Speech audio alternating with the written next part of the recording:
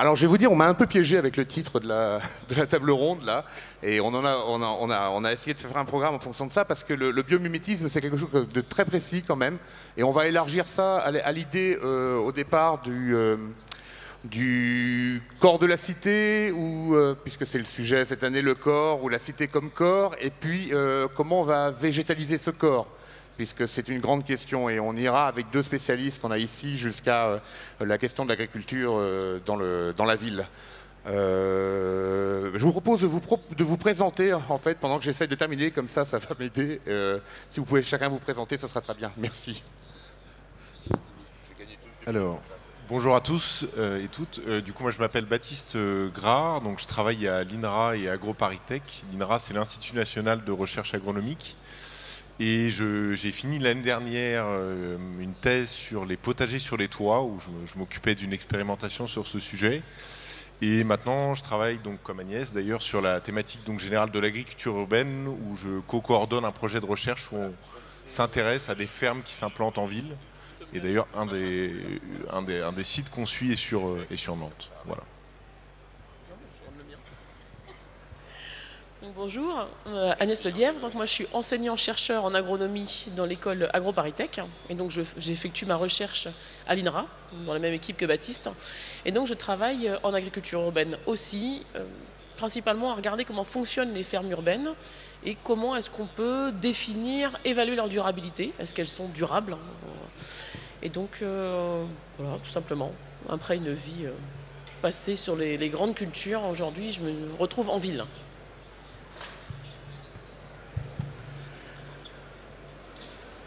Bonjour, I'm Kij Johnson. I'm a writer mostly of fantasy, so I'm the odd man out here. I have written some about cities. I researched extensively a novel that I worked for 7 years and ended up not finishing, trying to build a 17th century city, a utopian anarchy, which turns out to be hard to do. Thank you. Alors en 1900, il y avait 14% de l'humanité qui vivait dans des villes. On pense qu'en 2050, ce sera 70%. Et on voit à quel point l'humanité est en train de s'urbaniser dans tous les sens du terme. La science-fiction, elle a beaucoup travaillé sur ces sujets-là. La question de la ville, que ce soit dans la ville-planète à la Trantor, que ce soit les villes oppressives, ou parfois, heureusement, les villes joyeuses de demain. Mais cette conférence, elle parle des jardins de Babylone. C'est amusant, c'est pas de la science-fiction, on est carrément dans le passé, et on est sur un fantasme qui nourrit pourtant tout l'imaginaire depuis. Alors c'est une des 7 merveilles du monde antique. On pense que c'est le fait qu'il y ait des terrasses avec des jardins partout, mais en fait non, c'est une grande structure qui est plus un parc en fait, étagé, et qui émerveillait tous les visiteurs. Est-ce que pour vous, ce mythe du jardin de Babylone résonne dans votre travail et puis dans votre œuvre? Alors, je ne sais pas si le jardin de Babylone résonne, c'est plutôt... Enfin, j'ai l'impression, moi, plutôt quand on regarde ceux qui aujourd'hui décident de s'installer, on peut être peut-être sur l'agriculture, mais même on dirait sur les espaces verts, c'est plutôt un retour, c'est plus proche, on est plus sur un retour à la campagne, sur un espèce de mythe du paysan, enfin, je ne suis pas très littéraire, enfin bon... Ouais. Mais on est plutôt sur du... Alors c'était Voltaire, ça, donc avec son Candide. Et donc on est plutôt sur cette époque-là où on retourne sur on s'imagine déjà que tout ce qui est naturel est bien, est bon. Et donc je pense que c'est plutôt ça en fait comme retour. Le fait de quitter finalement un métier urbain enfermé pour se retrouver dehors, en contact avec la nature, et y retrouver finalement un bien-être et une naturalité qu'on a perdue. Et pour moi, la manière dont ça résonne, c'est qu'en fait, ça me renvoie à une question qui était la question d'intérêt pour moi de base, pour venir sur ce sujet du vivant dans la ville et du coup de la végétalisation de la ville. C'est vraiment la question pour moi de comment est-ce qu'on rend la ville perméable au vivant. Et du coup, pour moi, ce mythe pose vraiment cette question de on aimerait une cité idéale qui est verte absolument partout, avec du végétal partout. Et la manière dont ça résonne pour moi, c'est de me dire comment concrètement est-ce qu'on fait ça, qu'est-ce qui va permettre ça, et dans quelle mesure on peut réellement faire ça avec une ville qui reste vivable, qui reste avec des usages et des fonctions qui sont multiples. Donc, I think that if we go back far enough, cities had plants all over them just because you couldn't keep plants out. For a long time, as cities grew, and I'm thinking specifically of London, which I've done a fair amount of research on, the green spaces were very, very mannered, very controlled. They were grass, they were alleys of trees, carefully selected. But the idea of public green space was scarce. We moved towards cities becoming grayer and more concrete, and we moved towards cities becoming bigger and bigger, and people becoming isolated from the natural world and from the source of their food. And at some point we started to make the decision that green spaces were necessary again. And at first they were aesthetic. When you look at the plans for Washington, D.C., the green spaces were not about food or reminding us of nature.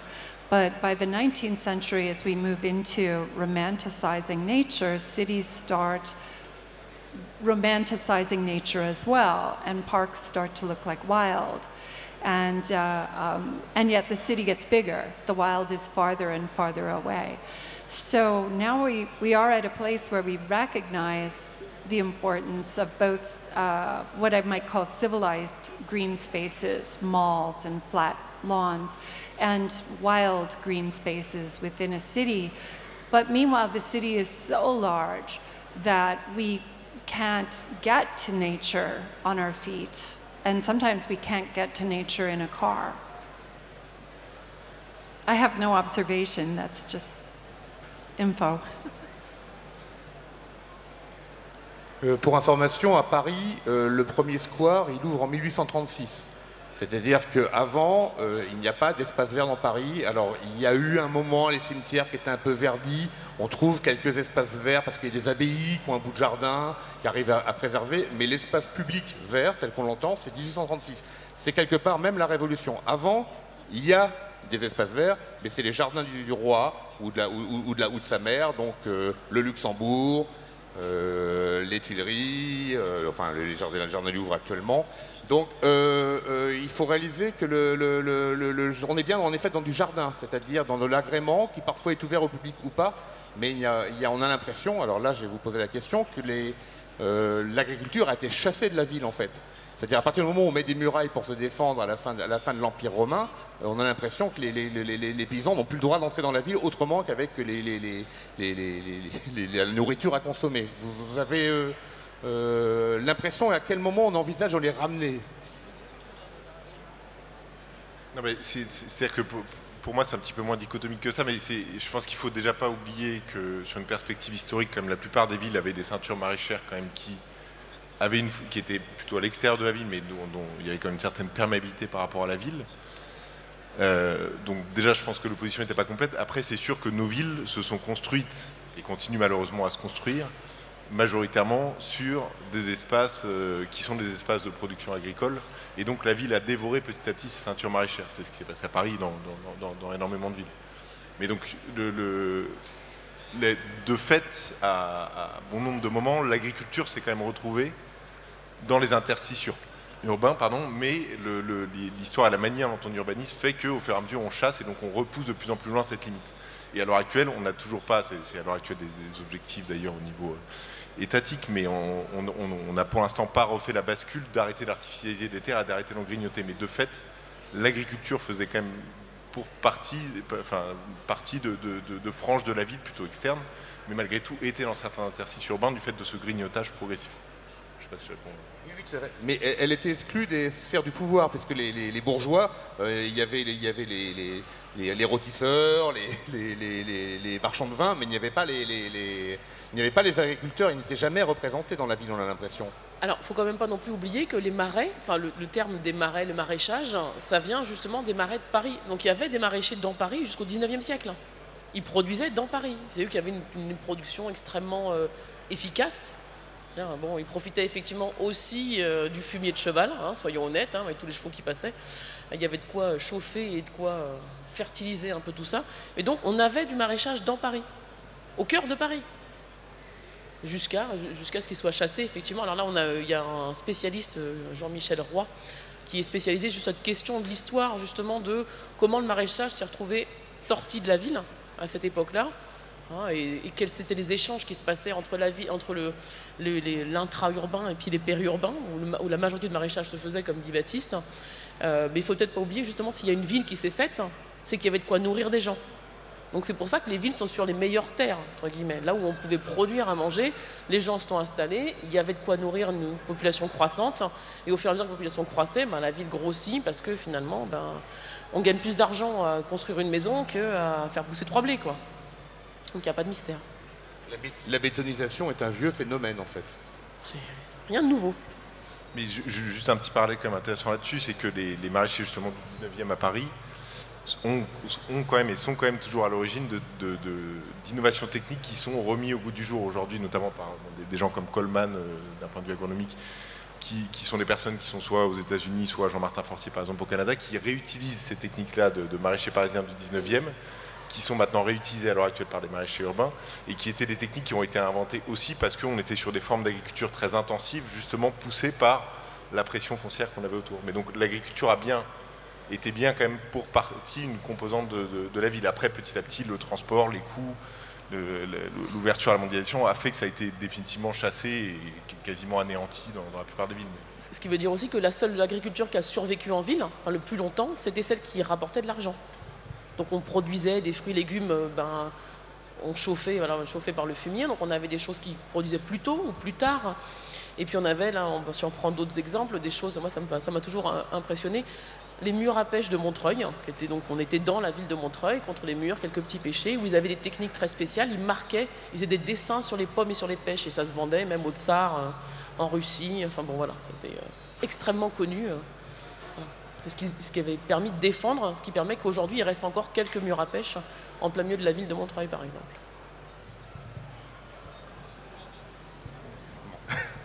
Faut pas hésiter à faire un commentaire. The only thought I had was that transportation and agriculture and cities, the combination of those is inseparable. And as transportation becomes cheaper, then the agriculture moves farther out. If transportation becomes more expensive, agriculture moves closer in.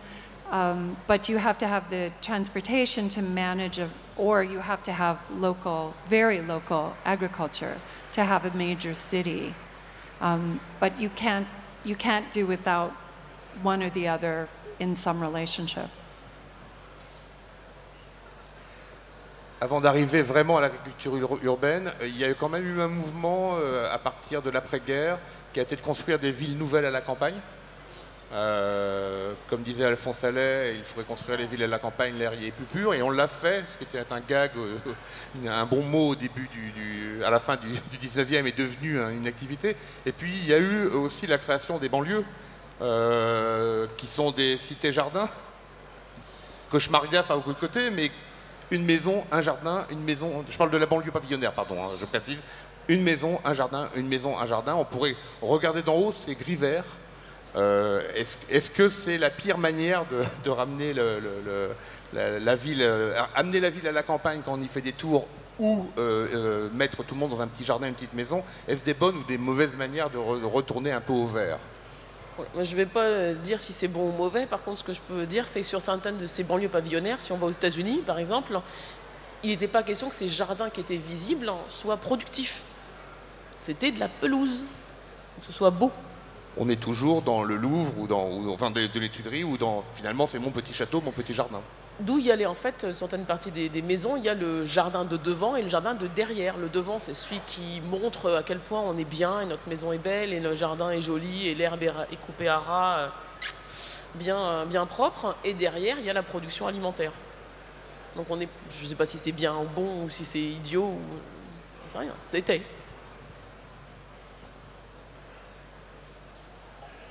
Alors, on a pas mal d'images qui circulent. J'ai essayé de montrer des jardins de Babylone d'aujourd'hui. Là, on est au Japon. Là, on retourne à Paris sur des projets visionnaires. On va avoir une série de projets visionnaires avec ce fantasme, je pense, de la terrasse verte qui est présent dans énormément d'images. Ouais, c'est Paris 2050, ça, oui, voilà.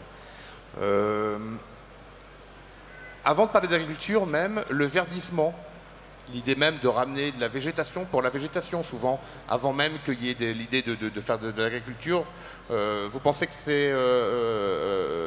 est-ce que c'est du greenwashing ou est-ce que ça sert à quelque chose voilà.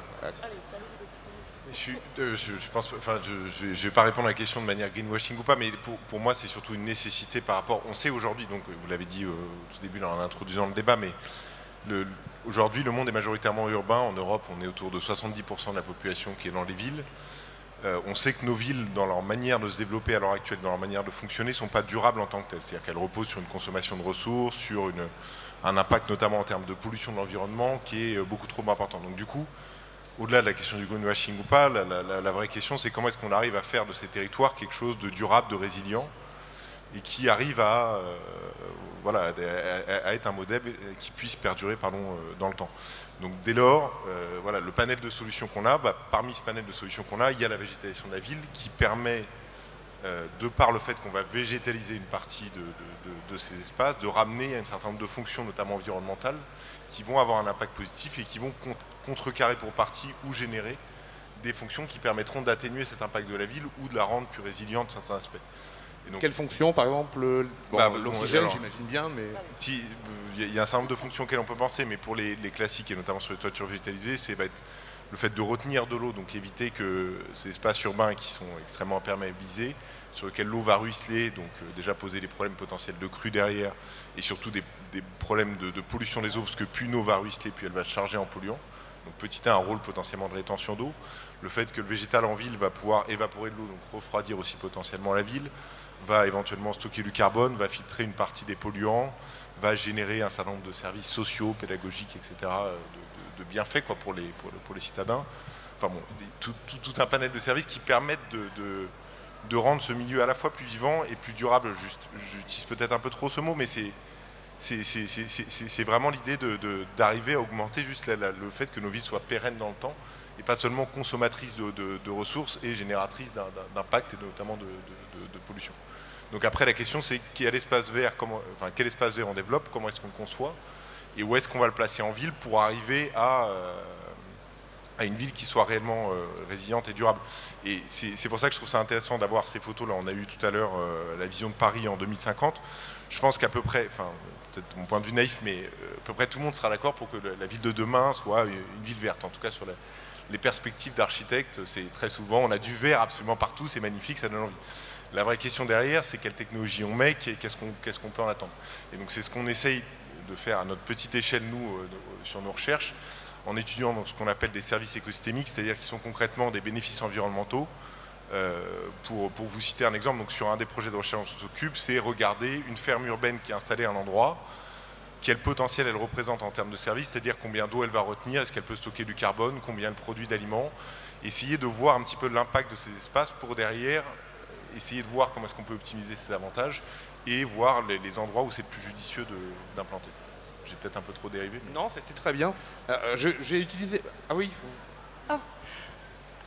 So I was thinking about this because we have the architect's strategy, the scientist strategy, the big picture, but we also, on a very concrete and specific level, have individuals changing environments, vacant lot. When Detroit had so much trouble, buildings started to collapse. There were many vacant lots, and people began to garden them. And in some cases, these gardens are supplying massive amounts of fruits and vegetables for the people who live right in that area. It's local urban farming, but it's coming from individuals seeing a vacant lot and saying, why are we wasting this space? So we have both the top-down thinking, what does a building look like if it is a green, sustainable building? And we have bottom-up thinking, which is somebody saying, why can't I have chickens? I want to have chickens in my yard. What does it take to raise chickens and have my own eggs? What does it take to do my own gardening? And some of that's happening indoors, some is happening outdoors, but I think that these are operating simultaneously towards one another.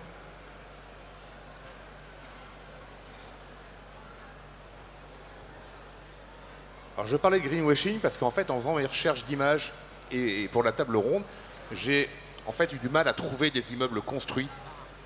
Et j'ai même souvent eu l'impression, alors c'était la fondation machin, le truc, c'était à chaque fois des projets qui affirmaient une politique, mais j'avais du mal à en voir la concrétisation. Alors je sais que vous êtes sur la concrétisation, mais il y a un fantasme depuis quand même maintenant 20 ans sur ces sujets-là, et on attend les immeubles. Alors on a vu quelques immeubles en Italie, là, un au Japon, il y en a à Singapour, etc. Mais en fait ils sont très très rares. Je ne sais pas si dans Nantes, qui a des constructions magnifiques partout, toutes neuves, s'il y en a un seul d'immeuble vraiment en terrasse végétalisée, quoi.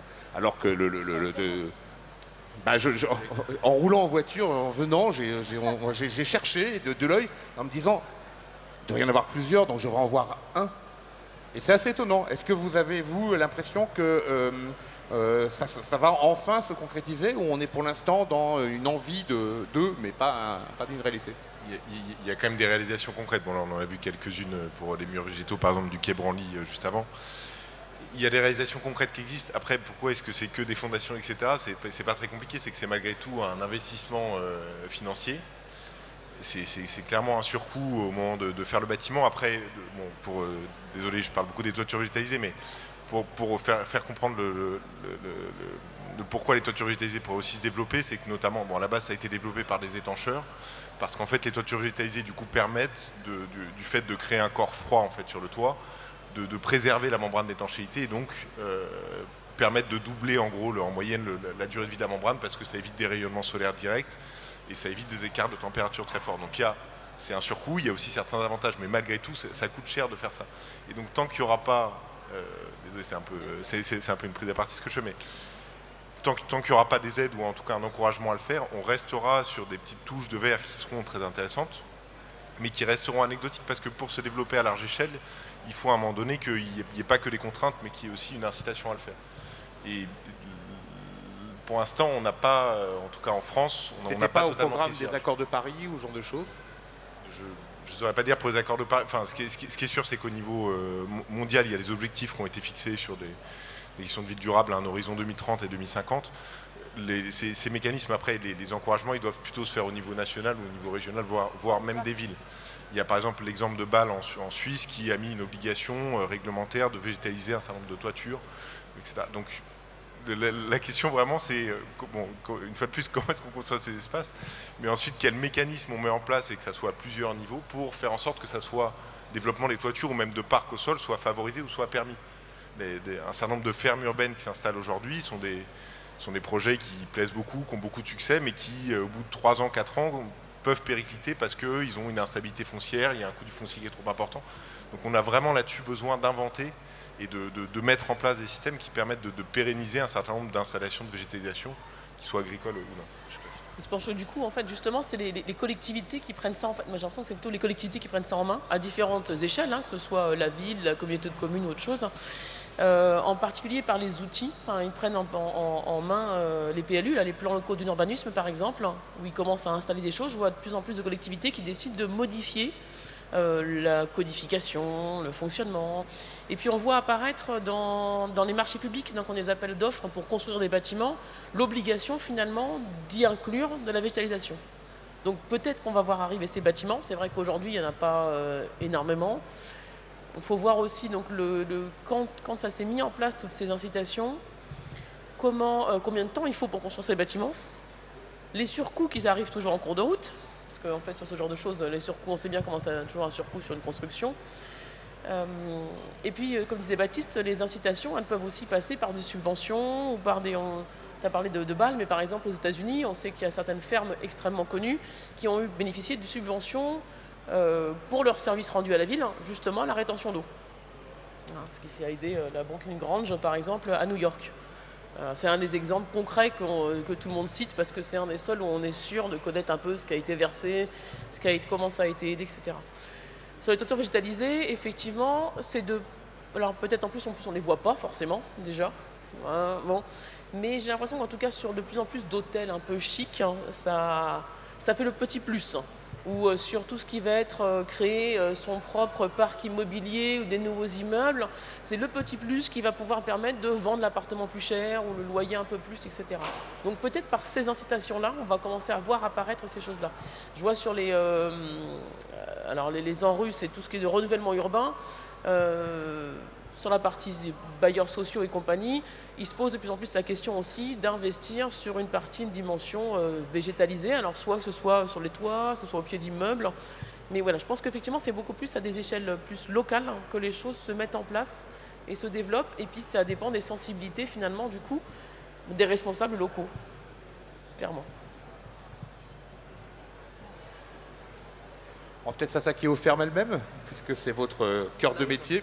Surtout que le diaporama arrive à ce moment-là. Ça, justement, juste pour la parenthèse, c'est la ferme dont parlait Agnès, c'est la Brooklyn Grange à New York.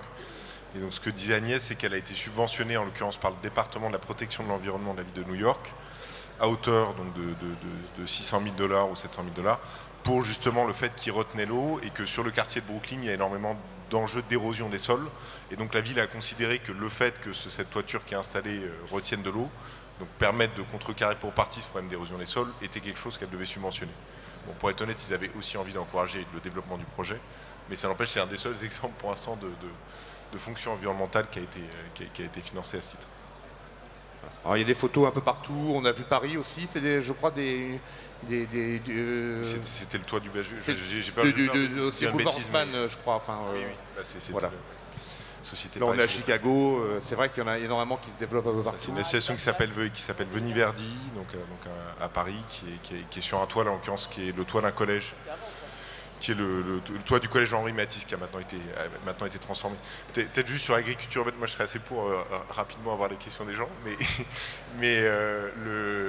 juste peut-être deux mots et tu me complètes ou tu me corriges, mais donc l'agriculture urbaine, juste en une description rapide, on va dire qu'à l'heure actuelle, ça se développe dans à peu près tous les interstices de la ville, c'est-à-dire que ça va de caves ou de parkings dans lesquels on fait pousser des endives ou des champignons, à des jardins au sol, type jardin partagé ouvrier relativement entre guillemets classique, à des murs végétalisés pour faire pousser du houblon, jusqu'à des toitures sur lesquelles on va mettre des serres ou des systèmes sans sol ou avec sol. Donc il y a une diversité de formes relativement importante de l'agriculture urbaine.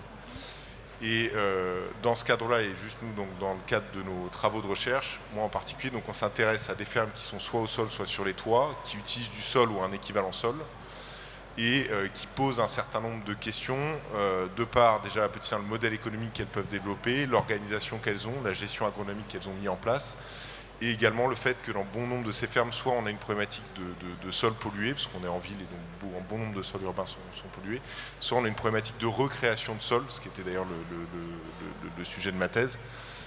Et donc nous, ce qu'on essaie de voir, c'est donc sur ces sites particuliers sur lesquels on a des problématiques fortes de pollution, de recréation de sol ou autre, voilà, quels sont les avantages et les bénéfices qu'on peut en attendre. Je sais pas si je suis... Oui, je pense qu'on va passer aux questions, parce que c'est un sujet très riche, et autant que ce soit le public qui guide maintenant le... Donc, est-ce qu'on a les micros dans le coin? Trop bien. Monsieur Micro. On va revenir sur le... Non, s'il n'y a pas de micro, en fait. Ah, s'il n'y a pas de micro, ça va être compliqué s'il n'y a pas de micro. Non, ils sont en train de s'activer au fond, je pense que ça va arriver. Ah bah, quand on parlait de banlieue, vous voyez, vert et gris. Ah, voilà. Oui. Là, on est aux USA. Je crois qu'après, j'en ai mis une en région parisienne, en fait. Voilà, là, on est près d'Orly. Ça me fait mal, en fait. Oui, ça fait mal, hein. Ouais. Et puis je crois que j'ai mis Paris après, où on voit les tranchées vertes, en fait, sur le centre historique. C'est bon? Bonjour. Moi, il y a quelque chose qui m'a pas mal dérangé là, depuis le début de la conférence, c'est que le mot de gentrification n'a jamais été prononcé. Et ce qui a été représenté, pour moi, c'est plutôt une dystopie, en fait. Et notamment, il y a une photo que vous avez montrée que je trouve particulièrement parlante. On voit cette espèce d'intérieur, de travail en bois, qui donne sur un jardin, mais c'est un open space.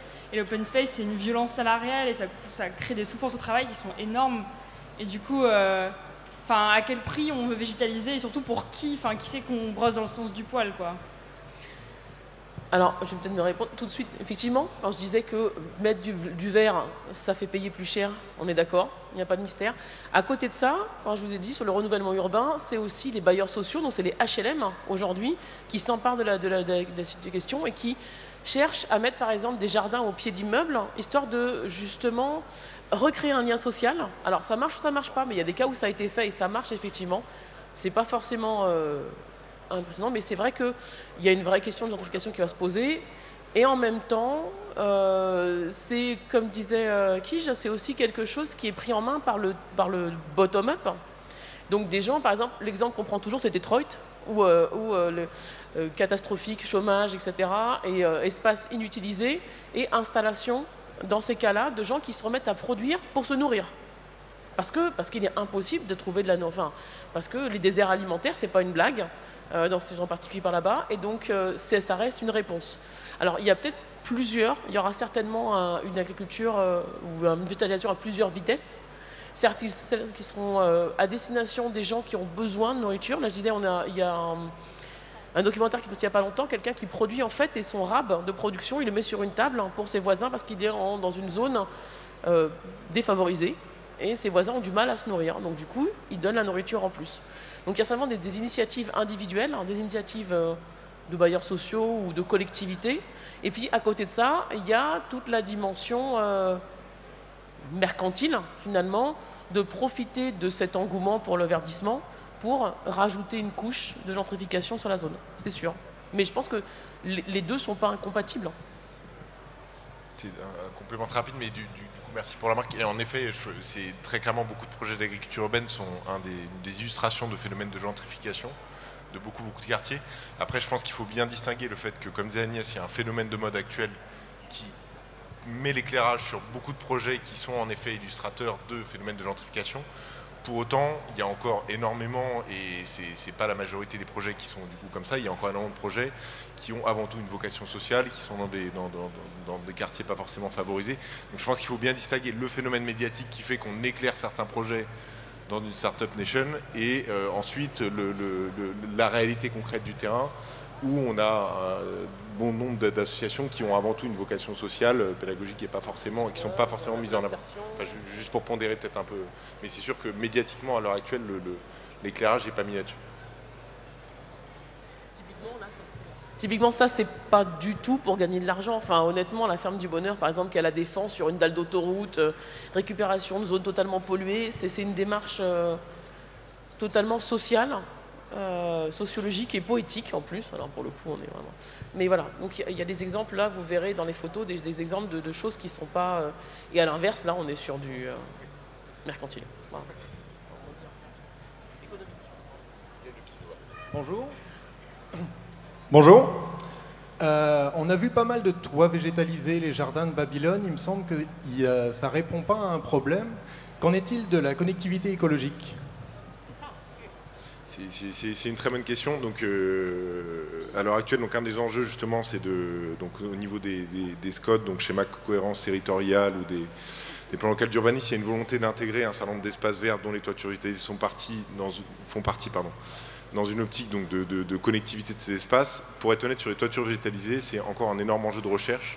C'est-à-dire qu'à l'heure actuelle, il y a un certain nombre de théories qui soit prônent le fait que ces toitures font partie d'un réseau d'espaces verts et donc sont connectés au reste dans une idée un peu de pas japonais, ou au contraire des théories sur le fait que c'est des îlots relativement isolés qui ne permettraient pas aux espèces de se développer et de faire leur cycle de vie en ville, mais qui au contraire appauvriraient un petit peu la diversité, puisqu'une fois qu'une espèce arriverait sur le toit, en gros, elle restera là et du coup ne pourrait pas se disperser. Pour être honnête avec vous, c'est un débat qui n'est pas du tout tranché. Ce qu'on sait simplement sur les toitures végétalisées, c'est qu'il y a, notamment de par les travaux de thèse, un certain nombre d'espèces relativement rares et de milieux, par exemple, secs, qui ont été retrouvés. Donc on sait que ces espaces-là peuvent permettre, en tout cas, des espèces, y compris des espèces protégées, notamment par exemple d'araignées ou autres, de faire pour partie leur cycle de vie. Après, sur la question de la connectivité, on n'a pour l'instant quasiment aucune certitude. Et il y a le mythe d'avoir un mur végétalisé qui est ensuite connecté à une toiture, qui est connecté ensuite au parc. Ça, c'est pour l'instant quelque chose qui n'est pas vérifié pour la plupart des espèces. Et juste une pondération, on me propose, c'est que c'est très dépendant, bien sûr, du type d'espèce dont on parle, entre le pollinisateur et les arthropodes en plein sol. Mais pour autant, à l'heure actuelle, c'est vraiment un débat en cours sur la réelle connexion de ces espaces entre eux et l'opportunité d'avoir des corridors verts en ville, de ce point de vue-là. Je ne sais pas si je réponds.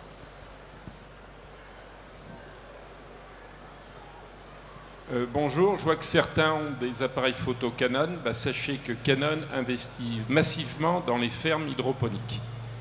Alors ma question est celle-ci. La solution à éviter les pesticides, insecticides, herbicides comme le métham sodium, la solution, c'est pas pour manger vraiment bio, c'est la ferme hydroponique urbaine.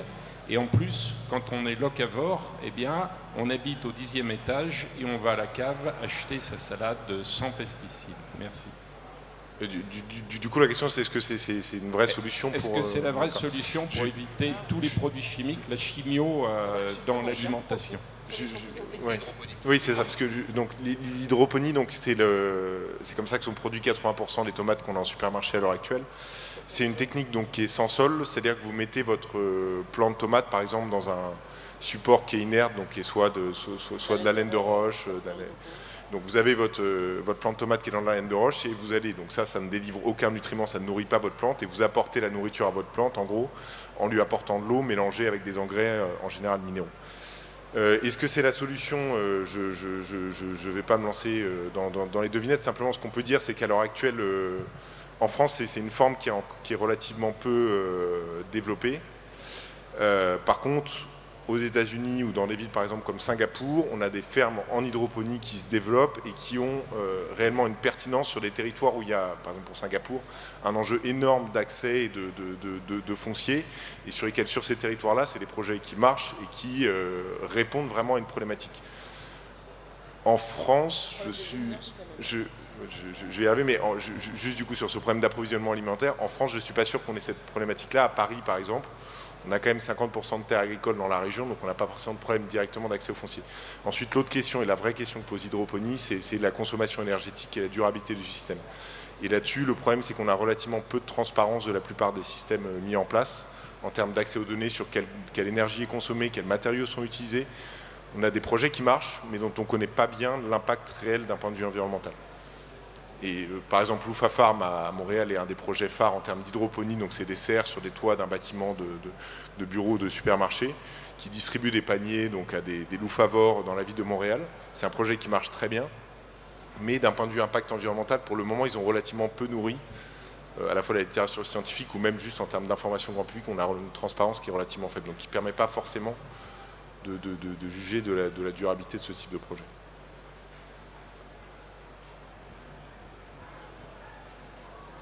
Bonjour. Ici. C'est juste, vous avez parlé pas mal de maraîchage et du coup de produire de la nourriture par exemple dans la ville. Mais bon, je ne sais pas s'il y a des gens ici qui ont un potager, mais concrètement, même en utilisant tous les interstices urbains qui sont à votre disposition, vous nourrirez jamais une ville. Donc c'est quoi le réel intérêt de produire de la nourriture? Parce que tant qu'à avoir des espaces verts, autant que ce soit agréable et pas forcément de la production dans ce cas-là, et que la production soit réservée à ailleurs, quoi. Parce qu'en ville, on ne produira jamais ce qu'on mangera. Voilà. Alors en ville, on ne produira jamais tout ce qu'on mange, c'est sûr. Là d'ailleurs, une des diapos qui est passée, tu avais mis 3%, c'est ça? Alors certaines estimations mettent 10%. Bon, de toute façon, on sait très bien qu'on ne nourrira jamais la ville. Mais est-ce que ça veut dire qu'il faut y mettre que... Et puis, pourquoi on n'y mettrait pas de la nourriture quand même? Enfin, après, ça dépend. Il y a une bonne partie des gens, sur ces 3% ou sur cette surface, en fait, il y a des gens qui il y a une raison pour laquelle, finalement, plus que les espaces verts, ce qui progresse énormément, ce qui a énormément d'envie, finalement, des citoyens, c'est les jardins partagés. Les gens, ils ont envie d'aller produire leurs propres carottes, même s'ils produisent 3 carottes par an. C'est le plaisir de voir la carotte. C'est le plaisir aussi de pouvoir montrer aux enfants la dimension éducative, de montrer, en fait, de retrouver que ces enfants qui sont en ville, soyons honnêtes, moi j'ai des enfants qui ont été éduqués à Paris, c'est pas eux qui ont vu, voilà, ils ont été à la ferme de l'école pour aller voir une vache, quoi. Mais savoir ce que c'est qu'un petit pois, à quoi ça ressemble, savoir différencier une courgette d'un concombre, et pourquoi et à quoi ça ressemble. Donc cette dimension éducative, cette dimension finalement sociale aussi, de la relation sociale entre les gens, elle est extrêmement importante. Et je ne sais pas si elle passerait autant par faire pousser des primes verts que faire pousser des carottes. Il y a une dimension, un lien finalement à l'alimentation qui est peut-être plus fort. I think that's exactly what needs to happen. We're not going to feed everybody in a city with gardens unless we substantially restructure cities in ways that we're not currently prepared to. But the town I live in Kansas, in the middle of the United States, every school has turned its lawn into a garden. And they're growing their own food. And it's not enough, of course. You know, they still bring in food for lunch, and they're not growing pigs or anything. But the principle behind it is that, and actually grown-ups, adults do a lot of the work, but the children put their hands in the dirt, they plant the seeds, they see the carrot come out. They're so excited about having been part of the food chain that one of the schools actually produced more food than it needed. It was going to go bad before they used it all up.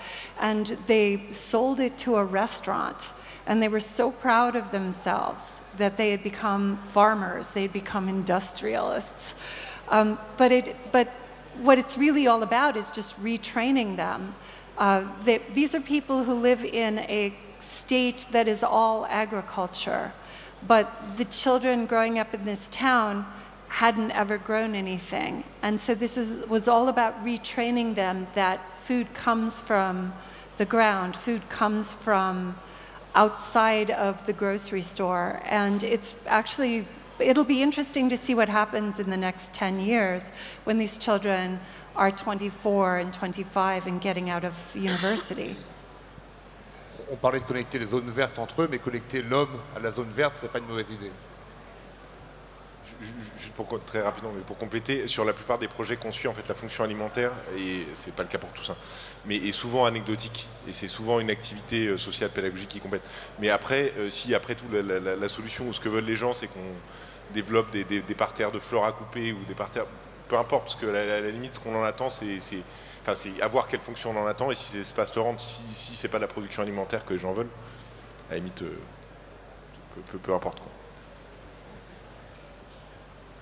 Oui, bonjour. J'ai entendu dire que Cuba était passé à presque une autonomie alimentaire dans les années 90 en pratiquant justement de la culture urbaine. Est-ce que c'est un pays que vous étudiez? Est-ce que vous avez des contacts? Donc c'est viable depuis 30 ans? Est-ce qu'ils ont déjà tout fait? Il n'y a plus de recherche à faire. Enfin, je me pose la question de l'état des lieux de Cuba, quoi. C'est un exemple dont on entend beaucoup parler. Pour être, je ne connais pas grand-chose sur cet exemple. J'en ai déjà entendu parler, mais sur le fond, je ne maîtrise pas bien. Simplement, ce que je pourrais dire, c'est que je pense qu'il faut apporter une pondération par aussi la situation économique et les leviers qui ont poussé les gens à faire ça. Mais d'un point de vue technique, de culture et autres, c'est évident qu'il y a des choses très inspirantes, en tout cas d'un point de vue agronomique, sur notamment la gestion de la fertilisation, l'intensité, l'association d'un certain nombre de plantes. Il y a très clairement, d'un point de vue agronomique, des choses à en retirer. Je pense qu'il y a des gens qui s'y intéressent. Nous directement, non. Mais en tout cas, c'est un exemple dont on peut s'inspirer. En fait, dans tous ces cas en fait, qui sont des cas d'école, ce sont des cas qui ont été très médiatisés. Donc, je parlais de Détroit, donc il y a le Cuba, qui sont des exemples. On dit que ça marche. Moi, les derniers articles que j'ai lus, c'est que ça marche, mais c'est pas non plus transcendant. Alors, je vois pourquoi. Il y a des questions aussi politiques qui se posent. Je sais que sur la partie de Cuba, il y a des questions de propriété. Enfin, c'est pas si simple hein, sur savoir à qui et comment, à qui profite le crime, qui va la nourriture, qui la produit, etc. Et comment c'était financé entre guillemets. Donc voilà. Donc, juste pour dire que c'est visiblement, c'est toujours pareil au niveau de des publications. Nous, on est scientifiques, hein, on aime bien lire des choses qui ont été relues, qui ont été validées. Et là-dessus, moi, j'ai pas vu passer énormément de choses. Et je me suis pourtant documentée sur un peu ce qui se faisait dans le monde pour comparer ce qu'on trouvait en France. La deuxième chose aussi, c'est qu'on est à Cuba. On n'a pas du tout le même climat que chez nous. Donc il y a des tas de choses qu'on ne peut pas en fait importer directement ou appliquer directement chez nous. Très clairement, on est obligé à chaque fois, la science est obligée de remettre des expérimentations en place, de vérifier que ce qui se passe chez les autres, ça marche aussi chez nous, dans nos conditions.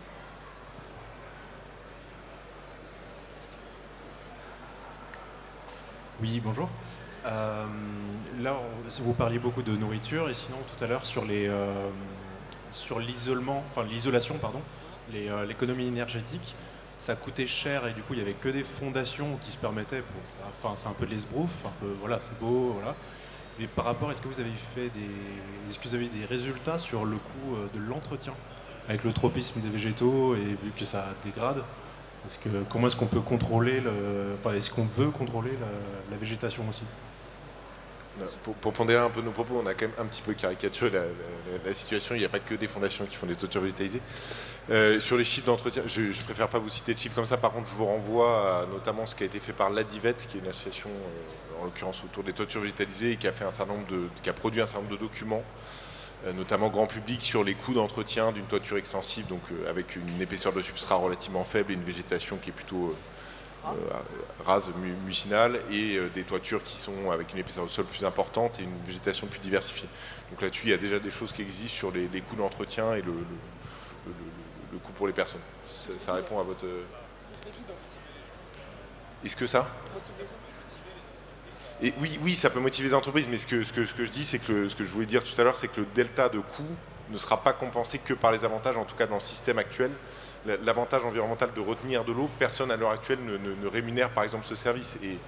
Et ce qui est intéressant pour nous, notamment du point de vue de la recherche, c'est qu'aujourd'hui les acteurs de l'agriculture urbaine revendiquent par exemple le fait d'être payés pour un certain nombre de services écosystémiques rendus, donc de retenir de l'eau, de stocker du carbone, de valoriser des déchets qui viennent de la ville. Et la question que ça pose derrière, c'est ok, donc comment est-ce qu'on fait ça? Comment est-ce qu'on quantifie? Comment est-ce qu'on vérifie que c'est réellement achevé et que c'est réellement effectué? Donc il y a une réelle opportunité. Après, il faut qu'on mette en place, comme on disait tout à l'heure, une structure qui permette de développer ça en se posant des questions de comment on fait ça, comment est-ce qu'on conçoit ces projets. Et moi, je rajoute juste une petite couche de pub, hein, parce qu'on a un guide sur les toitures végétalisées aussi, justement pour les bailleurs et pour les constructeurs, pour ceux qui veulent mettre en place des toitures végétalisées urbaines, qui va sortir au mois de décembre, financé donc à AgroParisTech par une chaire en fait, une chaire d'entreprise. Donc voilà. Donc, si la question vous intéresse toujours, vous googlerez AgroParisTech toiture végétalisée, puis vous tomberez sur le guide. Et là, c'est trop court, on va devoir s'arrêter. Petit dernier avis, est-ce que le corps de la ville, avec ses poumons verts, ses artères de circulation, son cœur commerçant, est-ce qu'il est malade? Est-ce qu'il est en voie de guérison, à votre avis? Positif, négatif, pour l'instant, votre impression, qui est au cœur de la chose?